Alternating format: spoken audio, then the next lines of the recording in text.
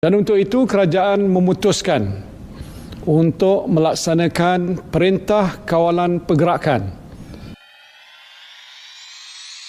73 kes, 95 kes, 277 kes. Saban hari, peningkatan COVID-19 menjadi sesuatu yang paling membimbangkan barisan pemimpin maupun rakyat di Malaysia. Angka jangkitan COVID-19 di Malaysia pernah berada di paras tertinggi di ASEAN. Amalan penjarakan sosial juga perlu dipatuhi terutamanya ketika membeli belah, membuat pembayaran di mana-mana kaunter dan juga ketika menjalankan tugas di pejabat. Penggunaan pelitup muka juga disarankan kepada serta individu yang melakukan aktiviti di luar rumah atau semasa menjalankan tugas yang bersemuka dengan orang awam. Perubahan amalan sosial budaya dalam kehidupan seharian sedikit sebanyak telah memberi kesan kepada pemikiran masyarakat dan juga cara hidup yang baharu dan terbatas. Hasil dapatan kajian kami bahagikan kepada 3 aspek utama. Yang pertama, aspek asbab ataupun faktor. Yang kedua, implikasi ataupun kesan. Dan yang ketiga, modus operandi ataupun langkah-langkah. Aspek pertama, apakah faktor terjadinya sikap individualistik dalam kalangan masyarakat dalam usaha membendung COVID-19? Terdapat 3 faktor yang dikemukakan oleh pekaji berdasarkan analisis data dari borang soal selidik yang dijalankan terhadap para pelajar Universiti Sains Islam Malaysia. Faktor pertama yang dikemukakan oleh pekaji adalah masyarakat mulai lelah dalam mengikut prosedur standard operasi ataupun SOP. Setelah setahun setengah wabak COVID-19 melanda dunia, namun masih belum ada tanda-tanda virus ini akan segera hilang. Masyarakat dilihat seolah-olah sudah keletihan dengan kehidupan normal baharu sehingga culas dalam pematuhan prosedur operasi standard, dan kes harian juga menunjukkan peningkatan yang mendadak dari sehari ke sehari. Faktor kedua, masyarakat kurang kesedaran atau tidak mengambil cakna tentang isu semasa COVID-19.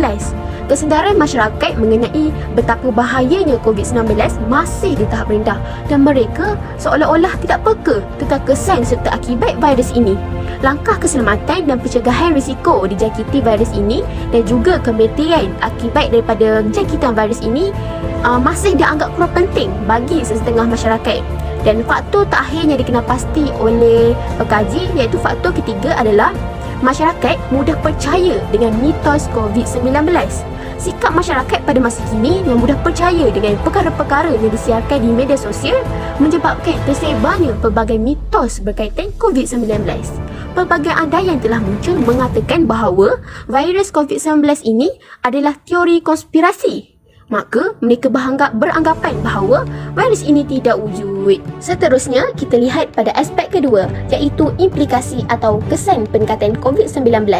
Terdapat 3 kesan yang dikenal pasti oleh pengkaji iaitu kesan terhadap kesihatan mental, kesan terhadap ekonomi dan kesan terhadap pendidikan.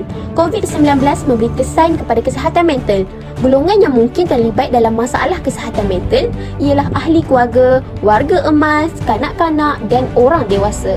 Orang ramai diarahkan untuk menjaga penjarakan fizikal dan sosial untuk mengelakkan penularan wabak semasa tempoh Perintah Kawalan Pergerakan atau PKP.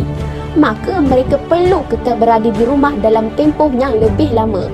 Kesan seterusnya adalah kesan kepada ekonomi yang mana ia merupakan kesan utama peningkatan COVID-19. Sejak penularan wabak ini pada Januari 2020, kesan yang paling ketara adalah kejatuhan dalam sektor pelancongan, perhotelan, penerbangan dan automotif.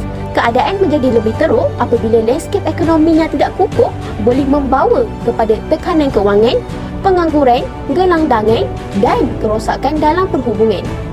Pandemik COVID-19 ini bukan sahaja memberi kesan kepada kesihatan mental dan ekonomi negara, malahan juga memberi kesan kepada pendidikan.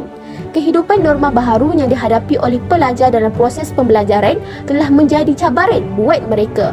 Perkara yang dibimbangi oleh pihak Kementerian Pendidikan Malaysia ketika penularan wabak COVID-19 ini adalah keciciran murid dalam pelajaran.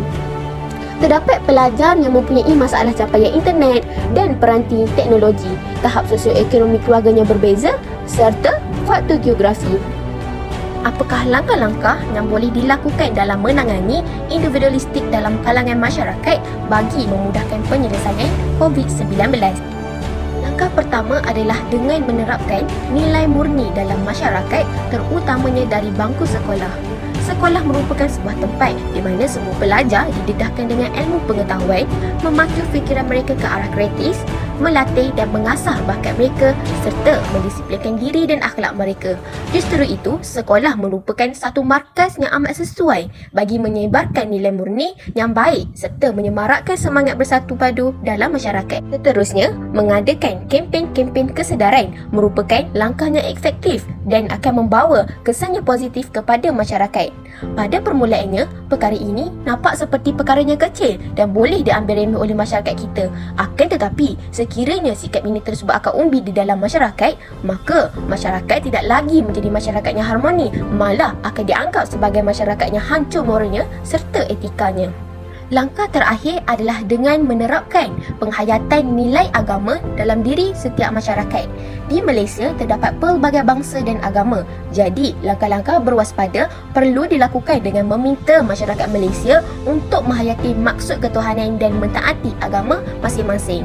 Semua agama mengajar untuk taat pada pemimpin dan membantu sesama manusia dengan cara mewujudkan satu wadah penyatuan dan menghindari individualistik dalam kalangan masyarakat, sekaligus dapat memudahkan pembasmian wabak COVID-19. Sebagai rakyat Malaysia, seharusnya mempunyai pemikiran individualistik yang positif, bukan negatif. Kita semua mempunyai tanggungjawab masing-masing dalam memerangi pandemik COVID-19 daripada terus merebak. Sentiasa patuh kepada saranan kerajaan, pihak KKM dan MKN. Amalkan SOP yang ditetapkan. Ingat, tidaklah Allah menurunkan penyakit kecuali Dia juga menurunkan penawar. Kami jalankan tanggungjawab kami sebagai rakyat Malaysia. Bagaimana pula anda? Teruskan berdoa, kekal berada di rumah. Sama-samalah kita, jaga kita. InsyaAllah kita pasti menang.